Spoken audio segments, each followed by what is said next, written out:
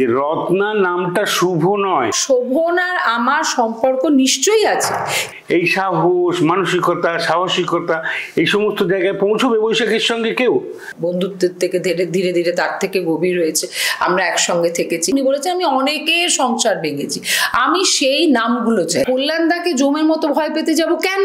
আমি মনে করি বিবাহ ব্যাপারটা খুব সুন্দর একটা সম্পর্কের সূচনা। সামাজিক স্বীকৃতি তো যে কোনো সম্পর্ক সবসময় পাওয়ার চেষ্টা করে, সেটা আমাদেরও নিশ্চয়ই একটা সেই দিকে এইম আছে। আমি বাড়িতে মার্ডার হয়ে যেতে পারতাম। 8 বছর ধরে লড়াই চলছে। এই ডিভোর্স মামলার একদিকে শোভন চট্টোপাধ্যায়, অন্যদিকে রত্না চট্টোপাধ্যায়, এবং এই 8 বছরের মধ্যে অনেক ঘাত প্রতিঘাত এসছে।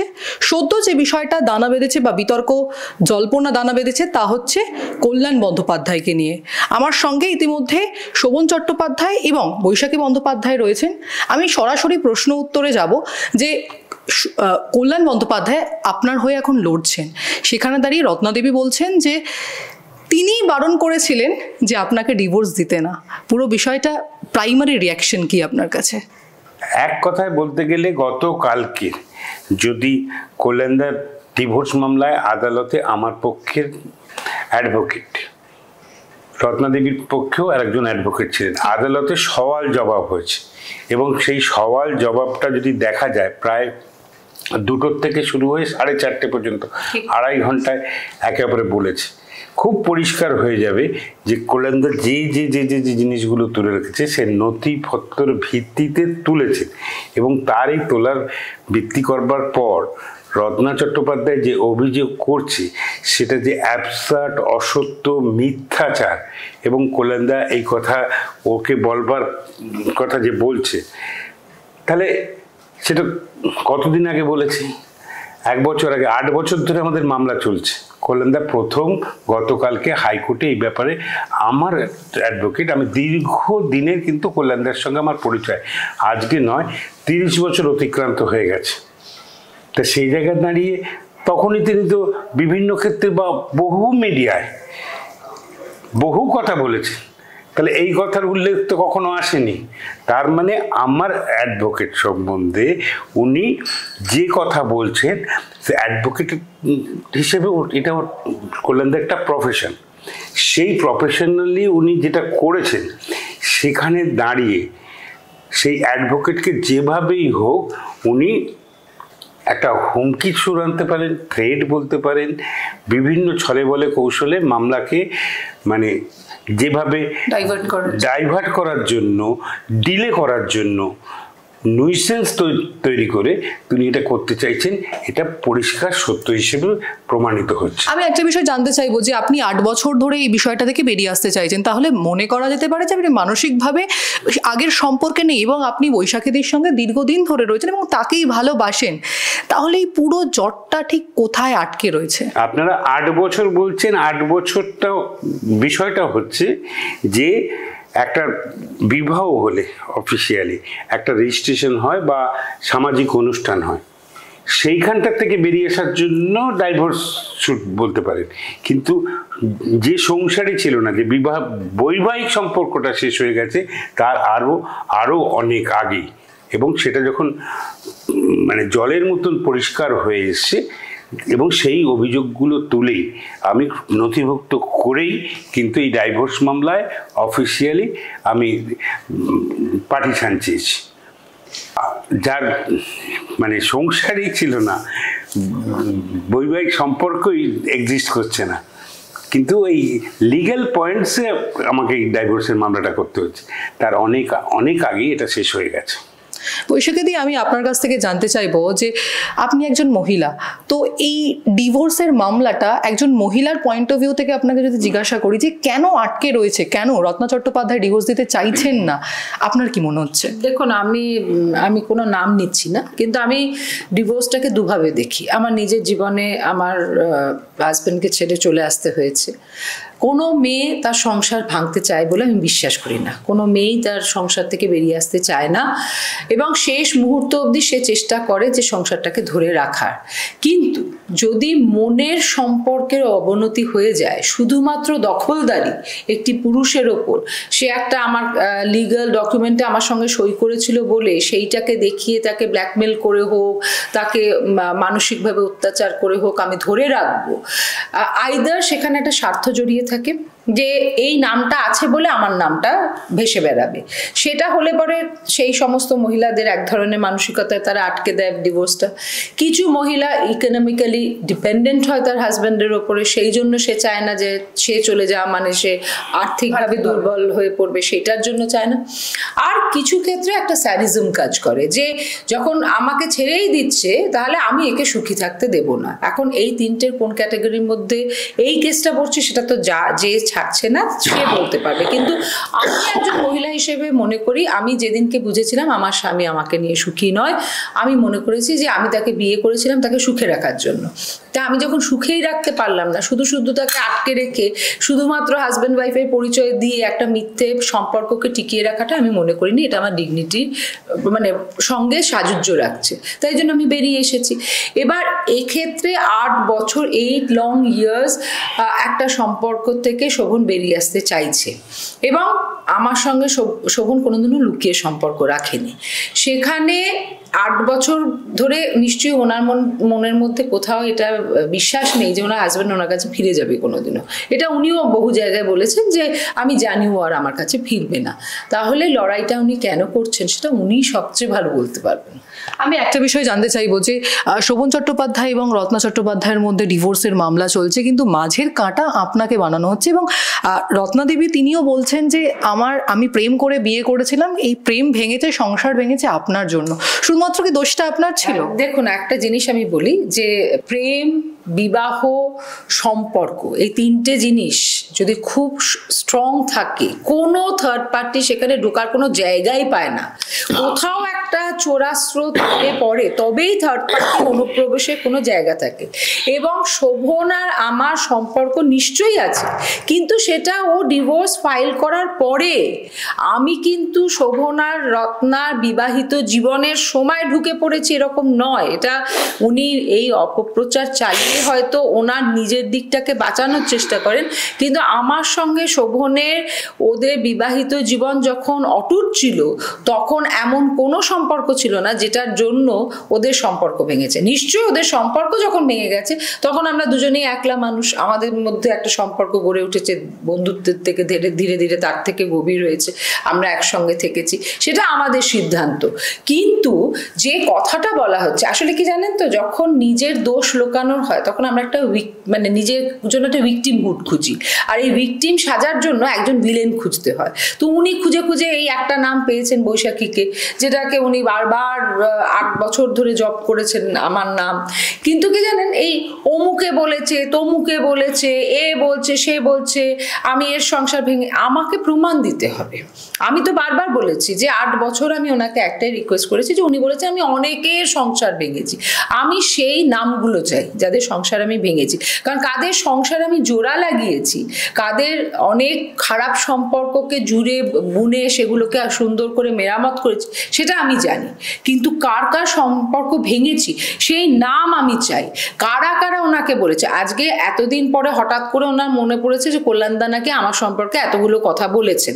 তো 8 বছর আগে তো কল্যাণদাকে পাশে নিয়ে ওনার এই প্রেস কনফারেন্স করে বলা উচিত ছিল যে দেখুন না আমি শুধু না, কল্যাণদাও বলছে। আচ্ছা, উনি আরো একটা কথা বলেছেন আজকে দাওয়ালকে আমাদের সাক্ষাৎকারে, যে তিনি বলেছেন যে কল্যাণবাবু তাকে বলেছিলেন, অর্থাৎ রত্নাদিকে বলেছিলেন যে বৈশাখী আমাকে জমের মতো ভয় পায়। কেন? এবং তার কারণটা হচ্ছে আপনাকে কল্যাণবাবু একসময় বলেছিলেন যে আগে যখন গ্রাম বাংলায় সন্তানরা জন্মাতো তখন তার নাম সুচিত্রা সেন রাখা হতো সুচিত্রা দেবীর নাম করে, কিন্তু আপনি এখানে ভিলেন এই সম্পর্কে, তাই আপনার নাম আর বৈশাখী মানে কোনো সন্তানের নাম বৈশাখী রাখা হবে না। আমাকে এত মানে গুরুত্ব দেওয়ার জন্য ধন্যবাদ। যে বৈশাখী নামটা তো আর আমার একার নয়, এরকম 100, 1000 বা লক্ষ মানুষের নাম বৈশাখী আছে। কল্যাণদা কোনোদিনও দূর অবধি আমার সঙ্গে এ ধরনের কোনো আলোচনা করেননি, করার করার কোনো অবকাশও নেই। কেউ আমার সঙ্গে এত দূর কথা বলবে আর আমি সেটা মেনে নেবো, তারপরে তার সঙ্গে কথা বলবো, তো অসম্ভব ব্যাপার আমার জন্য।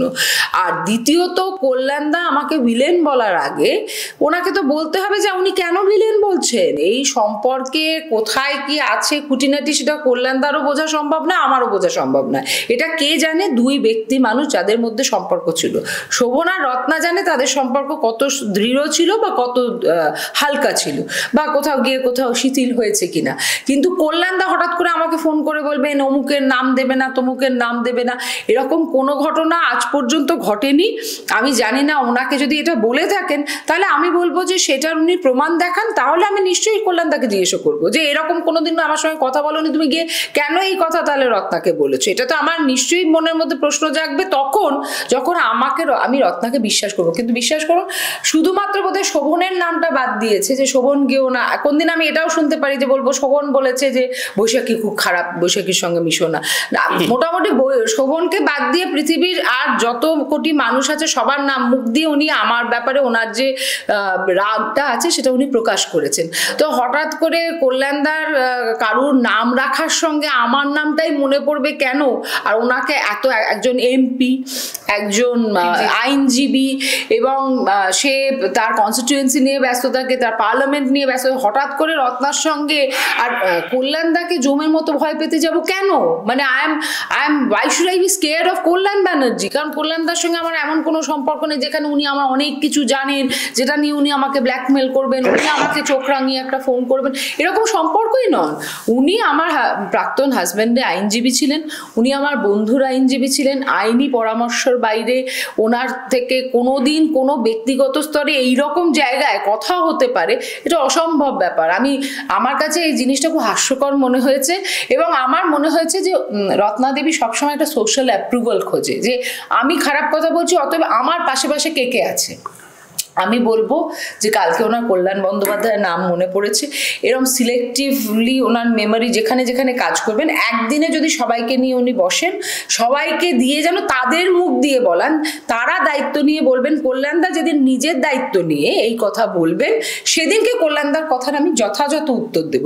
কিন্তু রত্না দেবী এসে যদি বলেন কল্যাণদা অমুক বলেছে তমুক বলেছেন, এই অমুক তমুকের উত্তর আমি কোনো দেবো না। দাদা, আপনার কাছে জানতে চাইবো যে আপনার আইনি লড়াই এখন কল্যাণ বন্দ্যোপাধ্যায় লড়ছেন, এবং রত্নাদির কথা আমরা যদি ধরি তাহলে তিনি বলেছেন, সেই কল্যাণদাই বলেছেন যে এই ডিভোর্স তুই ফাইল করবি না এবং শোভনকে ছাড়বি না। অন্যদিকে এই বিষয়টা যদি আমরা বিশ্বাস করিনি, তাহলে তো এটা তো সেই রকম কথা হচ্ছে, চোরকে বলো যে চুরি করো এবং গৃহস্থকে বলো তুমি বিষয়টাকে সামলে রাখো তোমার ঘরটাকে। আপনি কি প্রতিক্রিয়া দেবেন এর? আচ্ছা দেখুন, ইউটিউব চ্যানেল আছে, গতকালকে দুপুর 2টোর থেকে বিকেল 4:30 পর্যন্ত 2.5 ঘন্টার সওয়াল হয়েছে। কল্যাণ বন্দ্যোপাধ্যায় আমার অ্যাডভোকেট আদালতে সওয়াল করেছেন, মিস্টার বাচু আর রত্নাদেবী অ্যাডভোকেট ওরা সওয়াল করেছে। কল্যাণদার যা উপস্থাপনা হয়েছে সেটা তো হাওয়ায় হয়নি, কল্যাণদাকে কিছু ডকুমেন্টারি এভিডেন্সের ভিত্তিতে, এবং তিনি বলছেন যে প্রভাবশালী রত্না যা এতদিন ধরে বলেছেন, তা যা যা বলেছেন সেগুলো তো আদালতে ক্রস এক্সামিনেশন চলেছে, মানে বাদী বিবাদী পক্ষে যা যা নথিভুক্ত হচ্ছে সেই নথিভুক্তির ওপর নির্ভর করে তো উনি উপস্থাপনা করেছেন। সেই উপস্থাপনা ধরলে এই 2 ঘন্টা একটা হিউম্যান বিংয়ের পক্ষে, আফটার অল তিনি অ্যাডভোকেট হতে পারে, তার সম্বন্ধে একটা গল্প ফাঁদতে হবে। ছলের অভাব হয় না। এইরকম ধরনের মিথ্যা অভিযোগ, অসত্য অভিযোগ বিভিন্ন জায়গায় প্লেস করা, কাকে কান নিয়ে গেল বললে, কাকের পেছনে ছোটার আগে আমাকে দেখতে হবে যে আবেগ, যে আইনগত পরিচর্যা নিয়ে উনি যে ব্যাখ্যা করেছেন, তার জায়গায় দাঁড়িয়ে কবে 8 বছর ধরে হচ্ছে, কবে 5 বছর আগে, 6 বছর আগে, 7 বছর আগে কে কার কানে কানে বলতে গেছে, আমি কাকের পেছনে ছুটবো না কল্যাণদার ওই সওয়ালটাই বলে না আমার ব্যবহারই আমার পরিচয়, কল্যাণদার ওই সওয়ালটাই প্রমাণ করে দেবে যিনি পরিষ্কার মিথ্যা অসত্য অভিযোগ করছেন, এর পেছনে ডিপ কনস্পিরেসি রয়েছে। এবং এটা লিগ্যাল প্রফেশনে আমি মনে করি আদালতও এটা পদক্ষেপ নিতে পারে যে আমার অ্যাডভোকেটকে বিরুদ্ধে চক্রান্ত, বা ক্লায়েন্ট হিসেবে আমি তার ক্লায়েন্ট অফিসিয়ালি, ন্যাচারালি সেখানে একটা চক্রান্ত হচ্ছে এই মামলার দিক অন্যদিকে ঘুরিয়ে দিতে। যাক, কিন্তু সেটাও একটা বিচারাধীন প্রক্রিয়ায় আসতে পারে, উনি যেভাবে যেসব কথা মিথ্যা বলছেন। এর কারণ কি পর্যন্ত এই সাহস বৈশাখীকে যে কথা বলা হচ্ছে, আমি বৈশাখীকে তো ওতপ্রোতভাবে থেকে আমরা একসঙ্গে থাকি, ওর মানসিকতা যেমন আমি বুঝি, আমার মানসিকতাও বোঝে। এই সাহস, মানসিকতা, সাহসিকতা এই সমস্ত জায়গায় পৌঁছবে বৈশাখীর সঙ্গে কেউ? কিন্তু আমি বলতে চাইছিলাম না, কিন্তু তবু বলি যে ওনার একটা সাক্ষীর লিস্ট দিয়েছে। সেই সাক্ষীর লিস্টের মধ্যে যিনি আছেন না, সেখানে পরিষ্কার করে তিনি বলেছিলেন যে রত্না নামটা শুভ নয়, আমার ভাইয়ের সঙ্গে যদি বিবাহ হয় এই নামটা পাল্টে ফেলতে হবে, এই নামটা কিন্তু বহু ধরনের অঘটন ঘটাতে পারে, মানে বিপদ আনতে পারে। এই সাক্ষীর তালিকা কে দিয়েছিল তখন শুনলে না? আছে, উনি তো দিয়েছেন, যেহেতু আদালত সাক্ষীর তালিকা থেকেই ওনার বিরুদ্ধে এরকম কথা বলা হয়েছে। হ্যাঁ, সেটা বলেছে আজ থেকে 22 বছর আগে। আর সেদিন যদি শুনতাম না, তাহলে এই বিপদ আসতো না। আমি বাড়িতে মার্ডার হয়ে যেতে পারতাম। আমি বাড়ি ছাড়ার বহু ধরনের হিস্ট্রি আছে, আমি তার মধ্যে প্রমাণিত সত্য হিসেবে দিতে পারি। এবং সোজা কথা সোজাভাবে স্ট্রেট চেস করে জিজ্ঞাসা করেছিলাম যে আমি তো ঘরের মধ্যে যেসব জিনিস করে বেড়াচ্ছ, তা তো ঘরের মধ্যে আমি মার্ডার হতে পারতাম। যে অভিজিৎ গাঙ্গুলি সম্বন্ধে আমি অভিযোগ করেছি, এখানে ব্যাংকক থেকে শুরু করে বাড়ির থেকে আমি জানি না কোথায় হায়দ্রাবাদ, কোথায় মুম্বাই, কোথায় দিল্লি, আজ পর্যন্ত কোথায় কখন অমরকণ্ঠ, কোথায় জমি কিনছো, জায়গা কিনছো, যে ধরনের কাজগুলো করে আমাকে বিপদে ফেলেছ, তা আমি তো কুলাঙ্গার। উনি মিডিয়ায় বলেছেন জিপ টেনে ছিঁড়ে ফেলবো। আদালতে যখন মামলা চলছে সেখান থেকে বেরিয়ে এসে বলেছে, আমাকে যখন রাজনৈতিক কনস্পিরেসি আজকের থেকে জানেন 10 বছর 12 বছর ধরে সেই মামলা চলছে, যে আমাকে স্টিং অপারেশনে যখন ভিকটিম করা হয়েছে, সেখানে দাঁড়িয়ে সেটার সম্বন্ধে বলেছে যে তোয়ালে মুড়ে টাকা নিচ্ছে। এটা তো রাজনৈতিক চক্রান্তের ফল, সেখানে কুফল আমাকে ভুগতে হচ্ছে। আজকে সেখানে দাঁড়িয়ে তার সাক্ষী কে, সে সম্বন্ধে বলছে কে? রত্না চট্টোপাধ্যায়। তা যার চোখে আমি কুলাঙ্গার, যার সঙ্গে আমি দুশ্চরিত্র, যার জন্য আমার জিভ টেনে ছিঁড়ে ফেলতে হবে, এক থাপ্পড় মারতে হবে, আরও বহু ধরনের বিশেষণে গালাগাল, আমি ভিখারি, বহু বহু ধরনের কথা বলা হয়েছে। যেখানে দাঁড়িয়ে আমি মনে করে দেখুন, ওনার কাছে গেছিলেন বললেন না, ওনার ইন্টারভিউটা যেখানে দিচ্ছেন, উনি বৈশাখী ফোবিয়ায় ভোগেন। কিন্তু বৈশাখী ফোবিয়াটা কেন ভোগেন? কারণ যে সোফাটায় বসে বিবৃতি দিচ্ছেন, যে মাথার ছাদটা, সেটা কিন্তু আজকে এই আইনি মামলাতে আমি মানে যে ধরনের আর্থিক সংকটের মধ্যেও এই মামলা চালিয়ে নিয়ে যেতে হচ্ছে, তার জন্য অর্থের প্রয়োজন। বৈশাখী আমার পাশে দাঁড়িয়ে বলেছিল আমি আছি, আমি তবুও বৈশাখী বলেছিলাম না, এই বাড়িটা তুমি রাখো, এই বাড়িটার জন্য যদি কিছু অর্থ দিতে হয়, সে পুরো টাকা দিয়ে সেই বাড়ি কিন্তু ক্রয় করেছো। বৈশাখীর বাড়িতে বসে থেকে বিবৃতি ছাড়ছে, তার আগে বুঝুক যে আমার বুকের ওপর বসে আমার দাড়ি ছিঁড়ছে। কত ধরনের চক্রান্তগুলো করেছে, সমস্ত অসত্য কথা, মিথ্যা কথা, সব ধরনের। তাহলে এর শেষ কোথায়? 8 বছর ধরে এই মামলা চলছে এবং রত্নাদি বলছেন যে আমি তো ডিভোর্স চাইতে যাইনি, শোভনদা ডিভোর্স চাইতে এসছেন। সেখানে দাঁড়িয়ে যতদূর পর্যন্ত যাব, অর্থাৎ সুপ্রিম কোর্ট পর্যন্ত আমি এগিয়ে যাব, হাইকোর্ট না হলে পরবর্তীতে সুপ্রিম কোর্ট, কিন্তু আমি শেষ দেখে ছাড়বো। আপনার কাছে শেষ কোথায়? আচ্ছা, রত্নাদি বলছে শোভনদা ডিভোর্স চাইছে, শোভন চ্যাটার্জি ডিভোর্স চাইছে, বাহ, তা ডিভোর্স চাইছে, আর সেই ডিভোর্স দেবো না, সুপ্রিম কোর্ট পর্যন্ত যাব। তার মানে ডিভোর্স যদি না দেয় তাহলে কি বলা হয়? সংসার। বললাম সংসারই তো শেষ হয়ে গেছে বহুদিন আগে, 8 বছর আগে না, 18 বছর আগে শেষ হয়ে গেছে। কিন্তু কার সঙ্গে? কুলাঙ্গারের সঙ্গে করবেন, তার জিভ টেনে ছিঁড়ে ফেলবেন, তাকে থাপ্পড় মারবেন, তাকে ভিখারি বলবেন, তাকে যত ধরনের যা যা ক্ষতি করার দরকার সেই সমস্ত চক্রান্ত সঙ্গে সেই ক্ষতি করবে। আবার তার সঙ্গেই বলবেন সুপ্রিম কোর্ট পর্যন্ত ডাইভোর্স দেবো না। এ তো মানে ওনার কোন যুক্তিতে বলছেন জানি না, আমি এসবের সোজা কথায় যে আমি ডিগনিফাইড এক্সিট, যা লিগ্যাল প্রসিডিওর দরকার সেই লিগ্যাল প্রসিডিওর আমি করছি। আইনজীবী হিসেবে খুশি কল্যাণ বন্দ্যোপাধ্যায়কে পেয়ে? কল্যাণদার সঙ্গে আমার দীর্ঘদিন পরিচয়, আমি কল্যাণদাকে ব্রিফটা ডিটেলসটা দিয়েছি, এবং কল্যাণদার সঙ্গে আমার দাদা ভাইয়ের মতন সম্পর্ক, আজকে নয় 30-35 বছর হয়ে গেছে। কল্যাণদা আমার টপ টু বটম যেমন জানে, সেই জায়গায় দাঁড়িয়ে কল্যাণদার প্র্যাকটিস সম্বন্ধে আমি ভীষণভাবে ওয়াকিবহাল, তার মতন দুধের আইনজ্ঞ। বিভিন্ন জিনিস বিভিন্ন জায়গায় আদালতের থেকে যে রায় ছিনিয়ে এনেছেন, আমি আশাবাদী যে এই রায়ও আমি নিশ্চয়ই পাবো। রায় রিজার্ভ করেছে, কোর্টের অভ্যন্তরে হয়েছে, আদালতের যা বিচারাধীন। কল্যাণদাকে অ্যাটাক করার মূল প্রক্রিয়াটার মধ্যে শুধুমাত্র এইটুকুনি দেখলে হবে না, এদের ডিপ ডিপ কনস্পিরেসি আছে, চক্রান্ত আছে। দিদি, আপনার থেকে জানতে চাইবো যে একাধিকবার আপনার বিরুদ্ধে একাধিক অভিযোগ এসেছে এবং প্রকাশ্যে, সেখানে আপনার একটা পাবলিক ইমেজ সেইটা কোথাও গিয়ে নষ্ট হয়েছে এবং আপনার ব্যক্তিগতভাবে খারাপ লাগা হয়েছে বলতে ইট ইজ ডিভাস্টেটেড। মানে আমি বলবো যে 8 বছর ধরে এত কাদা ছোড়াছুড়ি। দেখুন, প্রচুর মানুষের ডিভোর্স হয়, এবং যাদের মধ্যে ডিভোর্স হয় কখনো কিন্তু তাদের মধ্যে নয় ভালোবাসা ছিল, নয়তো দেখে শুনে তাদের বিয়ে হয়েছে, এরকম দুটো মানুষের মধ্যে তো ডিভোর্স হয়। একটা ডিভোর্স প্রক্রিয়া চলাকালীন নিজের কোনো দোষ বা ত্রুটির থেকে অভিমুখ ঘোরানোর জন্য যদি অন্যের দিকে কামান দিকে দেয়, তাহলে যে পরিণতিটা হয় সেটাই হয়েছে।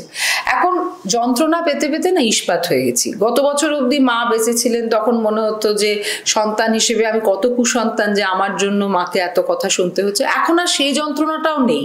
এখন মনে হয় যে আর কারোর কাছে কিছু প্রমাণ করার নেই, দায় আছে, মেয়ের প্রতি দায়বদ্ধতা আছে।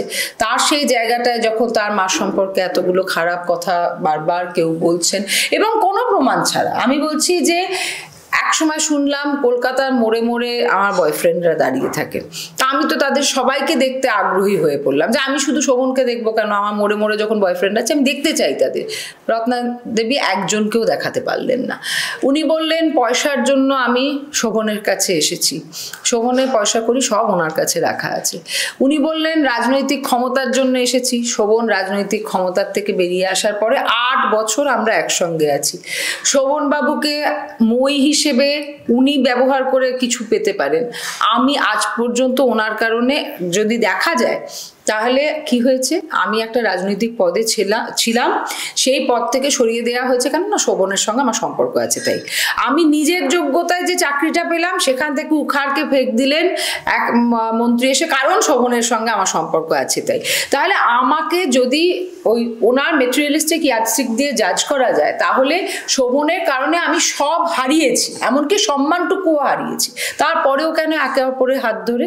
এক হচ্ছে আমাদের নিখাত ভালোবাসা যেটা স্বার্থহীন, আর দ্বিতীয়ত হচ্ছে শোভন আমাকে লড়াই করতে শিখিয়েছে, ডিগনিটির সঙ্গে লড়াই করতে শিখেছে, এবং সেই লড়াইতে সামিল হতে গিয়ে ও সব কিছু ছেড়েছে। হ্যাঁ, একটা জায়গায় যেখানে ওর মনে হয়েছে যে এটা অসত্য, সেইটাকে প্রমাণ করার জন্য ও আপোষহীন থেকেছে।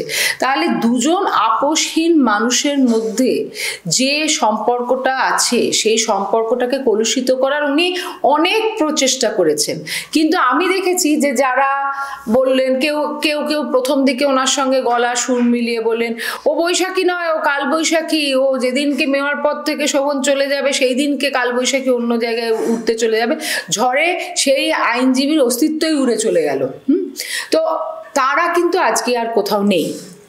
আজকে আমি কিন্তু সেইখানেই আছি যেখানে আমি শোভনের সঙ্গে 8 বছর আগে ছিলাম। আমাদের একসঙ্গে পথ চলাটা কখনো খুব মসৃণ নয়, খুব বন্ধুর পথ, কিন্তু আমাদের এই পথ চলা কিন্তু বিশ্বাসের ওপরে। একে অপরের দিকে কাদা ছোড়াছুড়ি করিনি, আমাদের মধ্যে অশান্তি অনেক তৈরি করার চেষ্টা করেছেন, তা হয়নি।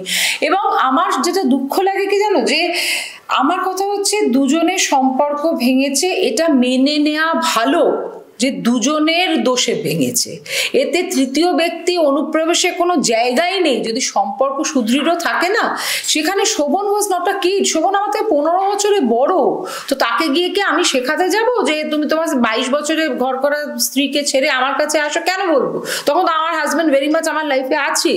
আমি একটা জায়গা যেটা মানুষকে মিসলিড করা হয় যে বৈশাখীর সঙ্গে সম্পর্কের কারণে শোভন বেরিয়ে এসেছে। শোভনের সম্পর্ক ভেঙেছিল বলে বৈশাখীর সঙ্গে সম্পর্ক হয়েছে। একজন একলা মানুষের আমি হাত ধরেছি মাত্র, আমার হাত ধরে কিন্তু ও সংসার থেকে বেরিয়ে আসেনি। এটা সর্বৈব মিথ্যে, এবং এই মিথ্যাচার করে উনি প্রথমে সিম্প্যাথি পেয়েছেন, এখন বিরক্তি উদ্রেক করেন মানুষের, সেটা ওনার বোঝা দরকার। কারণ she is quite senior to me. Shobhan has become a senior citizen. আমারও মানে যথেষ্ট বয়স হচ্ছে, এখন কেউ আমরা টিনেজার নই যে আমরা এখন ওই প্রপার্টি খেলবো যে আমার হাজব্যান্ড আমার প্রপার্টি আমি ধরে রাখার জন্য যা খুশি তাই করবো। আমার মনে হয় যে এই জায়গাটায় একটা ম্যাচিউরিটি দেখানোর সময় এসছে। এটা হতেই পারতো যে দুজনের মধ্যে অনেক ডিগনিফাইড ওয়েতে সম্পর্কটা এন্ড করা যেতে পারে। সেই জায়গাটা না করে যে পথটা উনি বেছে নিয়েছেন, আমি জীবনে কখনো ভেঙে পড়িনি। আমার নিজের ওপর দিয়ে অনেক ঝড় গেছে, তখনও আমি খুব থেকেছি। কিন্তু আমি না শোভনকে নিয়ে ইদানিং খুব চিন্তিত থাকি, কারণ শোভন এতটা ডিস্টার্ব, মানে যে মানুষটা রাজনীতির বাইরে কিছু ভাবতে পারতো না, আজ রাজনীতির জগতে ফেরার কোনো জায়গা তার, মানে যখনই তাকে প্রশ্ন করা আসে তখন বলে আগে তো এই ঝামেলা মেটাই। এই ঝামেলাটা খুব অযাচিতভাবে ওর ওপর ইম্পোজ করে রাখা হয়েছে। এবং আমি বলবো যে ওনার মধ্যে যদি বিন্দুমাত্র ভালোবাসা থেকে থাকে, তাহলে যেন এটা বোঝেন যে যাকে উনি এই ধরনের প্রতিদিন ছোটাচ্ছেন তার শারীরিক ক্ষতি হচ্ছে, তার মানসিক ক্ষতি হচ্ছে, সেটার প্রতিও, এবং আমার বিশ্বাস ওনারও হচ্ছে। দুজনের অর্থ আছে বা অর্থ নেই, সেই অর্থের জোরে যতদূর লড়াই চালিয়ে যেতে পারি, লড়াইটা কিসের? লড়াইটা কোনো সত্য এস্টাবলিশ করার? লড়াইটা কি ঘর এস্টাবলিশ করার? ঘর করার নির্দেশ কি কখনো কোর্ট দিতে পারে? ঘর কি জোড়া লাগে কোর্টের রায়ে? এটা কোনোদিন হতে পারে না।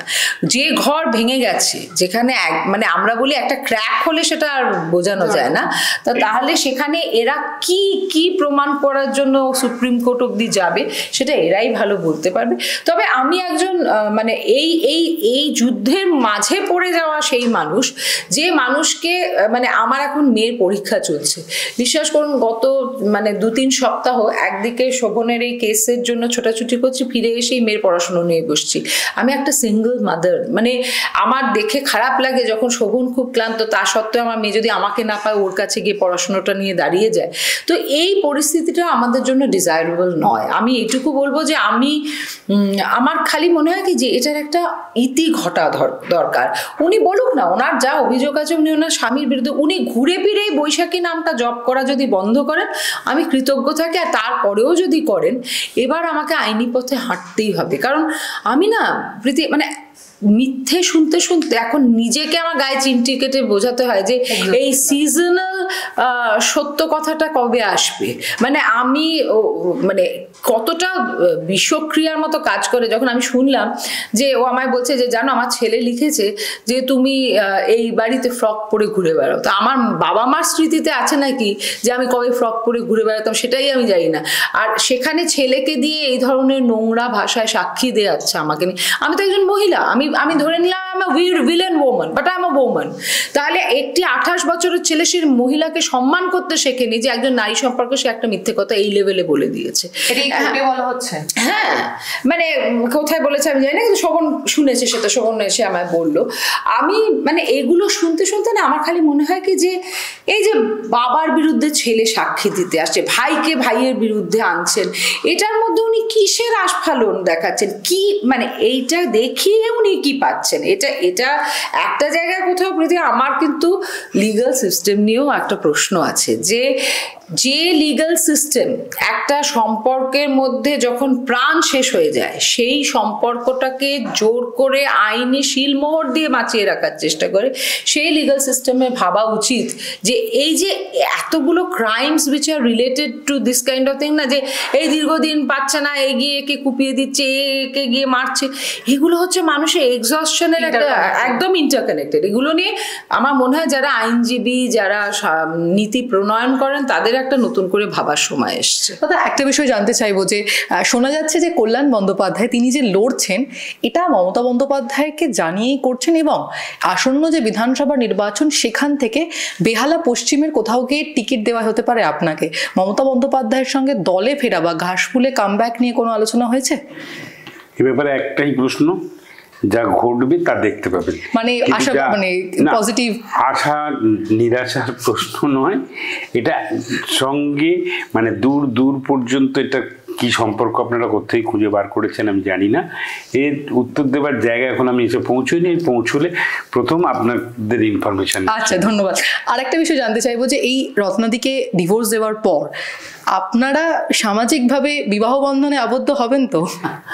মানে ডিভোর্স দেবার পর যেটা বলছে, ডিভোর্স যদি বলা হয়, বিচ্ছেদ যদি বলা হয়, বিচ্ছেদটা মানে হয়েই গেছে আইনি ভাবে। যদি এই আইনি ভাবে এটা 8 বছর নয়, তারও অনেক অনেক আগে, যে যখন মানে আমার উরুষের জন্য ছেলে পরিষ্কার করে বলে, রত্নাদেবী দাঁড়িয়ে বলেন যে আমি সে সমস্ত নেই, দেখাতে পারবেন?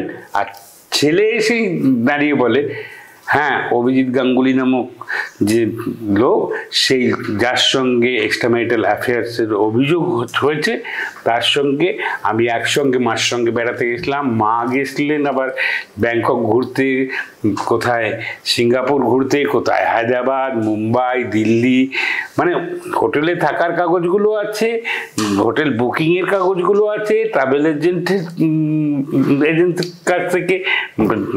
এজেন্সির কাছ থেকে টোটাল ট্রাভেল ডিটেলস আছে, সমস্ত কিছু দিয়েই প্রমাণিত সত্যগুলো দেওয়া আছে।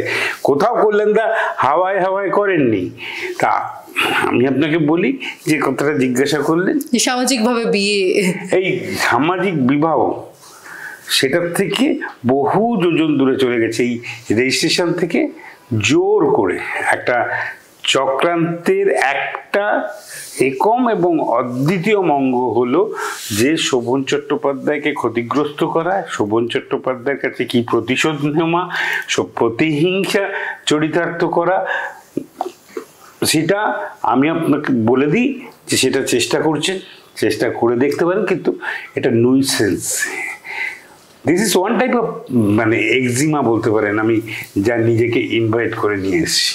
আপনার থেকে জানতে চাইবো যে এই পুরো একটা ঝড় যাওয়ার পর সামাজিকভাবে বিবাহ বন্ধনে আবদ্ধ, এবং সেটা ডেস্টিনেশন ওয়েডিং বা এরকম কিছু না না, দেখুন একটা জিনিস হচ্ছে যে এই সমস্ত আমি মনে করি বিবাহ ব্যাপারটা খুব সুন্দর একটা সম্পর্কের সূচনা।